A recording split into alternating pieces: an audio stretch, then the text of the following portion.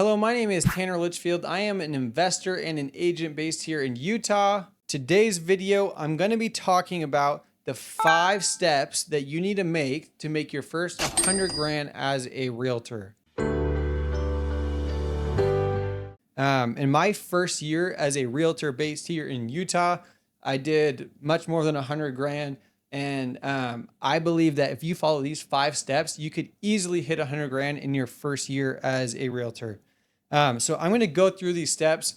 Keep in mind, I try and be super interactive. So if you throw comments in below, I will be sure to answer them and see where I can help. So step 1, join a top team in your area. A lot of people hesitate joining a team because they're nervous about giving up more on their splits. Well, if you're not getting deals currently, you need to get more deals in the pipeline for a lot of reasons, right?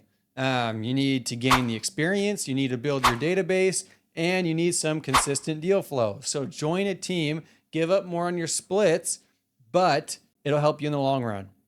When you're looking for one of these top teams, I'd say the number one thing you want to look for is deal flow.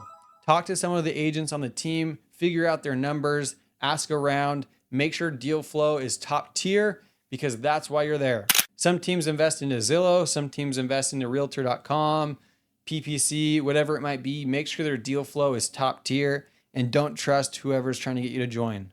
Talk to others about it as well. Okay, so now once you've found your team, you've interviewed several, and you choose one, the second thing that I would say is you need to figure out your top 3 prospecting methods. And this is massive. Some people hate cold calling, some people hate door knocking, some people hate social media, right? Figure out the 3 that work best for you. Social media is obviously massive for me. I've cold called a ton in my career. And so I've done that a lot as well.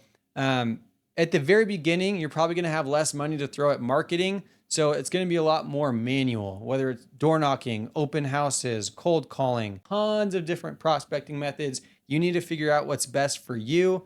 For sale by owners, expireds, pick 3. Focus on 3 and put all your energy into mastering those 3 prospecting methods. So number 3, you need to have a commitment that you're going to talk to 20 people a day about real estate. The definition of a conversation for me is that if they figure out that I have real estate services that I can offer, then that's a conversation. Even if I say, hey, this is Tanner Litchfield, I'm trying to buy your property, whatever it might be. If they know what I do, even if they hang up, I'm counting that as a conversation. The goal of that is because I want to count the no's as well. If they hang up on me and they're pissed, cool. Thanks for the conversation. I know it's a numbers game. If I hit 20 people a day, then I'm hitting my goal, right? So whether it's 20 a day or 100 a week, you need to be strict about this. I like tracking at 100 a week because then if you do 15 one day, you do 25 the next day, right? You can make up for it. This 20 a day, I'd say is for 100 grand. If you want to make more than 100 grand, talk to 30 people a day, right? Like this is a sliding scale, and you can choose whatever you want to do. Just do something that you can maintain. Don't burn yourself out. Number 4, you might be thinking, what if I called 20 people a day and nothing ever happens? That's where number 4 comes in. You need to track your KPIs religiously. What are KPIs? Key performance indicators. If you talk to 20 people a day, how many of them are you setting an appointment with? Out of those appointments, how many of them are actually meeting those appointments, or are they bailing on you? The ones that hold the appointments, how many of them are you closing, right? You can have so many different things in between there. The reason you need to track this religiously is because you need to figure out where you can improve. If you're talking to 200 people and not setting a single appointment, you need to work on your scripting. If you're having 100 appointments and you're closing 0, you need to work on your closing, right? So this is massive, especially at the beginning, so you can figure out where you can improve. And that leads me to number 5 is lean into education. Especially, this is a good transition because in number 4, we talk about KPIs. If you're talking to 100 people and you're not setting a single appointment, you need to figure out how to learn how to set appointments. This comes down to sales 101, right? So maybe it's taking a free sales course. There's tons of information in today's day and age. So when I say lean into education, I'm letting this be an open book on purpose, right? Like there's so many options. There's free CE courses. If you're in one of the top teams in the state, they probably have an amazing training program. Lean into that. Lean into YouTube. There's so much information out there.